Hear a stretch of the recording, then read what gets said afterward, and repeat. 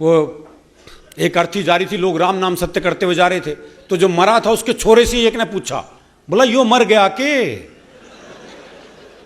अजीब सवाल है जी। पर आपने देखा होगा लोग ये सवाल पूछते हैं। वो एक कहते हैं प्लास्टर बंधा हुआ था, तो एक ने पूछ लिया, बोले हाथ में चोट लग गई के? बोले ना, फैशन है।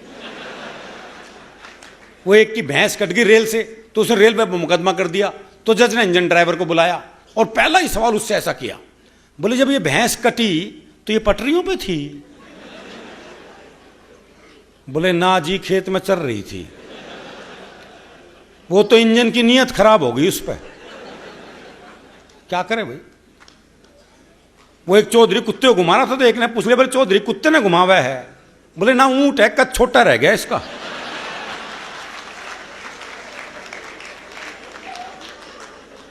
तो जो मरा था उसके छोरे से एक ने पूछा, बोला यो मर गया के? बोले ना, बाजार घुमान ले जा रहे हैं इसने। बोले बाजार घुमान ले जा रहे हैं इसने, सांझ ने घर छोड़ देंगे, और तू कहे तो तेरे घर छोड़ दें। वो एक आदमी घंटा घर से घड़ी ठीक करके उतर रहा था, तो एक ने पूछ लिया, बोले घड़ी खराब हो गई थी के? बोले ना, आंख कमजोर है, टाइम देखने गया था ऊपर। तो ये सवाल उल्टे हैं। फिर भी हरियाणा का आदमी जवाब उल्टे ही देता है जी, इसमें भी कोई शक नहीं है। और जवाब उल्टे का एक अलग आनंद है। वो मैंने एक से कहा, मैंने कहा यार भिवानी जाना है। अरे बोले जाओ, मैंने क्या रोक रखा है? अरे मैंने कहा ये सड़क भिवानी जाएगी क्या? बोले जी 30 साल हो गए, मैंने तो ये कहीं जाती दिखी ना। जवाब नहीं देगा वो आपको। अभी मैं सोनीपत गया जी, मुझे एक पता ढूंढना था, गंदे नाले के पास कच्ची बस्ती। तो मैंने एक बुजुर्ग आदमी से पूछा, मैं कहा ताऊ जी ये गंदा नाला कहाँ है? बोले क्यों, साफ करेगा? पूछ लो पता।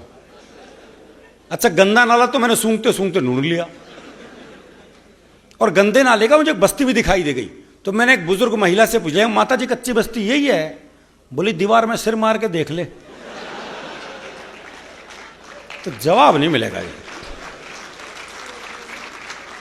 उसी के सौंदर्य पे एक शुद्ध हास्य कविता आदरणीय पंवार जी का आदेश है, वो सुनाता हूँ। और फिर इस कविता के बाद पंवार जी हैं और आप हैं, और फिर इस कवि सम्मेलन का वातावरण बिल्कुल अलग होगा, क्योंकि जब पंवार जी आते हैं तो आप जानते हैं पंवार जी उस आग का नाम है। पंवार जी आग को गाने वाले कवि हैं। आग को गाना बहुत मुश्किल काम है, इसलिए मैं पहले ही अपना काम कर लेता हूँ। बहुत आनंद के साथ सुनिए, कोई दिमाग लगाने की जरूरत नहीं, मैंने लिखने में नहीं लगाया, तो आप सुनने में क्यों लगाओ। पुलिस को रंगरूटों का दस्ता चाहिए था नया। हरियाणा का राधेश्याम भी इंटरव्यू देने गया। इंटरव्यू में पूछा गया सिर्फ एक सवाल, और राधे ने बना दिया सवाल का बवाल। सवाल था, आप सेब खरीदने जाओगे तो 50 रुपए किलो के हिसाब से 100 ग्राम सेब के कितने पैसे देकर आओगे? यह आसान सा सवाल था जी, लेकिन इस आसान से सवाल को हरियाणा का आदमी कैसे बवाल बना सकता है, बस यही इस कविता का सौंदर्य है। आप सेब खरीदने जाओगे तो 50 रुपए किलो के हिसाब से 100 ग्राम सेब के कितने पैसे देकर आओगे? राधे बोला, अगर मैंने 100 ग्राम सेब के भी पैसे दिए तो पुलिस में भर्ती हो रहा हूं क्या एस्तेसी कराने के लिए? भाई अगर मैंने 100 ग्राम सेब के भी पैसे दिए तो पुलिस में भर्ती हो रहा हूं क्या एस्तेसी कराने के लिए? साहब को जवाब में मजा आया, उन्होंने सवाल को आगे बढ़ाया। अच्छा, मैं खरीदने जाऊं तो मुझे कितने के मिलेंगे? राधे बोला, आवाज करो, पूरी पेटी आपके घर भिजवा देंगे। अच्छा, तुम्हारी पत्नी तो पुलिस में नहीं है ना, वो जाएगी तो 100 ग्राम सेब के कितने पैसे देकर आएगी? राधे बोला, साहब मैं अपनी पत्नी को आपसे ज्यादा जानता हूं, उसे खरीदारी का है बहुत चाव, पर उसे 100 ग्राम खरीदने होंगे तो 100 ग्राम का ही पूछेगी भाव। 100 ग्राम का ही पूछेगी भाव। अच्छा, तुम्हारा भाई जाए, अगला भी उसी सवाल के पीछे पड़ा हुआ है। ये नहीं कि भी वो जवाब नहीं दे रहा तो सवाल बदल दे, पर दिक्कत ये वो भी हरियाणा का। अच्छा, तुम्हारा भाई जाए जी, भाई को तो मैंने कई बार बाजार जाते देखा है, पर वो तो कहीं पौवा तो कभी गुटखा लाता है, सेब लाते तो मैंने उसे आज तक नहीं देखा है। अच्छा, तुम्हारी बहन जाए कोई, जी मेरी एक बहन थी, उसकी शादी कर दिया, वो जाने या बहन हुई।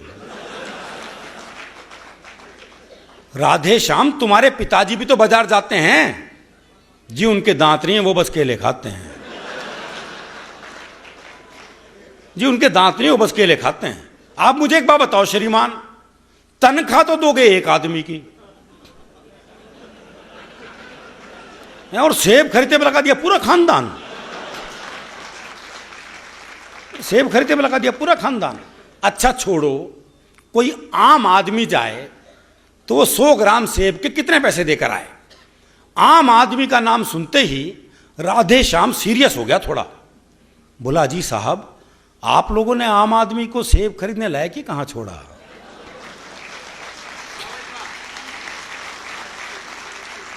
अजी साहब, आप लोगों ने आम आदमी को सेब खरीदने लायक ही कहां छोड़ा।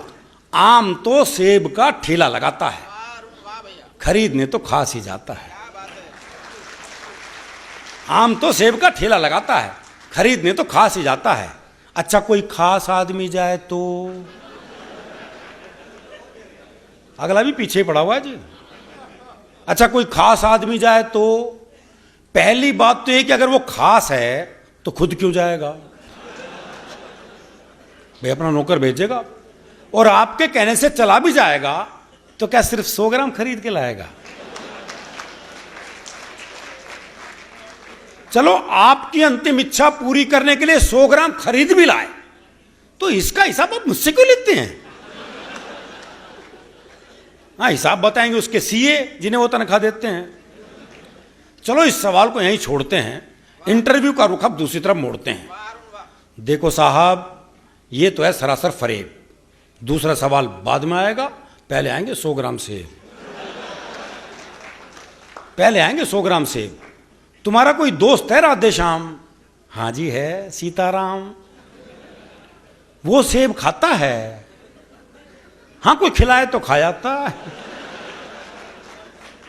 साहब आपने भी सवाल को खूब खींचा है, लगता आपका कोई सेब का बगीचा है। कुछ भी हो पर अब अपना जवाब ले लो। जवाब पे आ गया जी। कुछ भी हो पर अब अपना जवाब ले लो। सीताराम फल वाले को 5 रुपए देगा और कहेगा इतने के सेब दे दो। पर इतने के कितने। अब ये सेब वाले की मर्जी, वो दे दे जितने।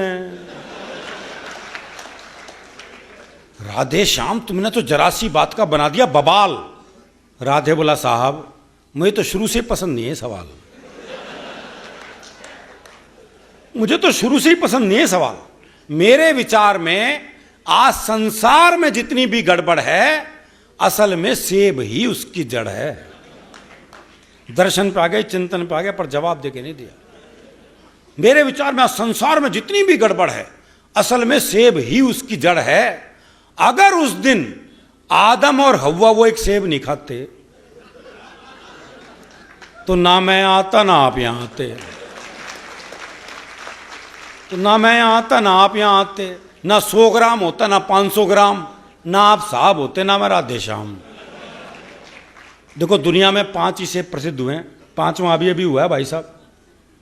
एक तो आदम और हव्वा ने खाया, जो उसका परिणाम हम देख ही रहे हैं, ऊपर तक है।